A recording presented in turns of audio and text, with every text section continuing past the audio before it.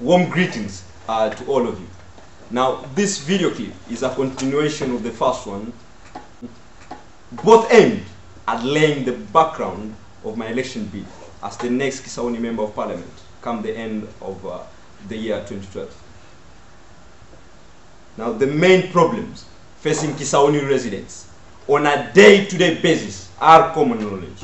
These are high rate of unemployment, insecurity, inadequate infrastructure, in particular proper drainage systems, the land issue, rampant illegal drug usage, and the list continues. Now, the fact that these problems have been choking our society for many years now proves the point that our political system has failed. Nevertheless, while most of us blame politicians, they still come from within our society. We raise them, we elect them, sometimes not based on their visions, but through affiliation, either tribe and or political. Some of us, sadly enough, accept bribes to vote for someone, while others choose not to exercise their democratic right to vote, thus logically electing the bad crop. Now, from this, let us be warned from not only what we perceive, but also from our experiences, that this time round, things must change. That is my main objective, to change the political process. As a result, my campaign will not be based on patronage and chauvinism, but issues. By issues, I do not mean making public announcement of promises.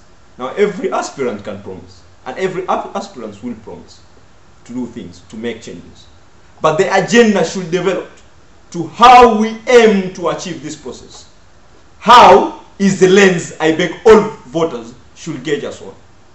Our political campaigns need to mature from open rallies involving aspirants shouting their views on a shed without the people who matter, the electorate, questioning them.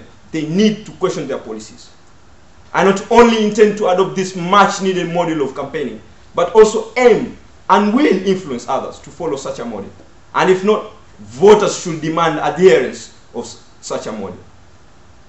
For those who doubt my ability to influence such changes, I only wish they knew me, for they are in for a big shock.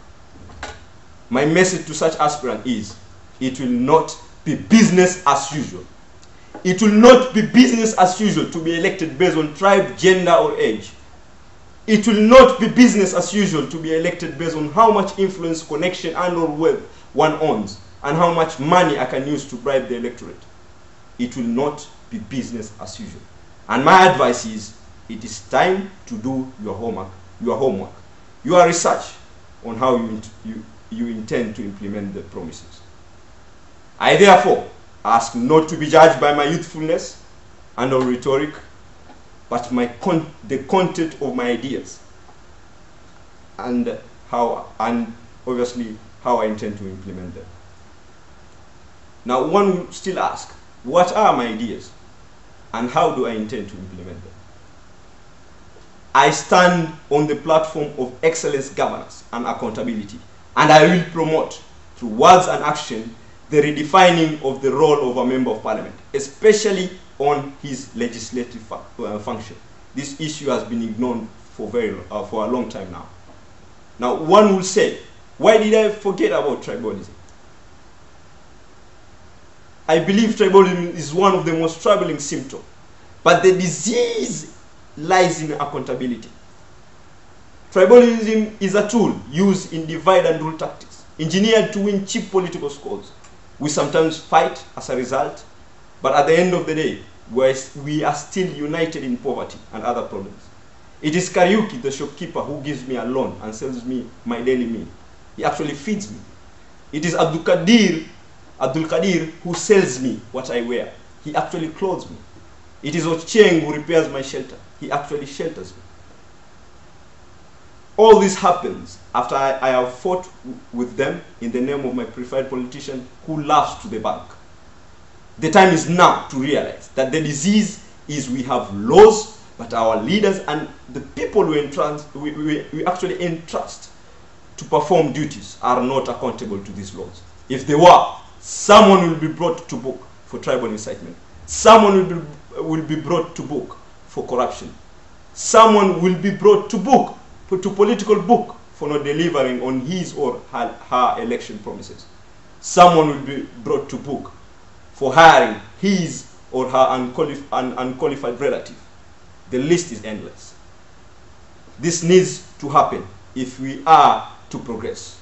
And I intend to drive home this message when I tour every corner of Kisauni during my campaigns.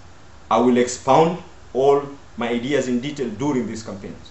I will also sing the songs of enhancing social mobility, creating and implementing better policies through legislation, encouraging effective investment, adopting effective measures towards decreasing the dependency ratio.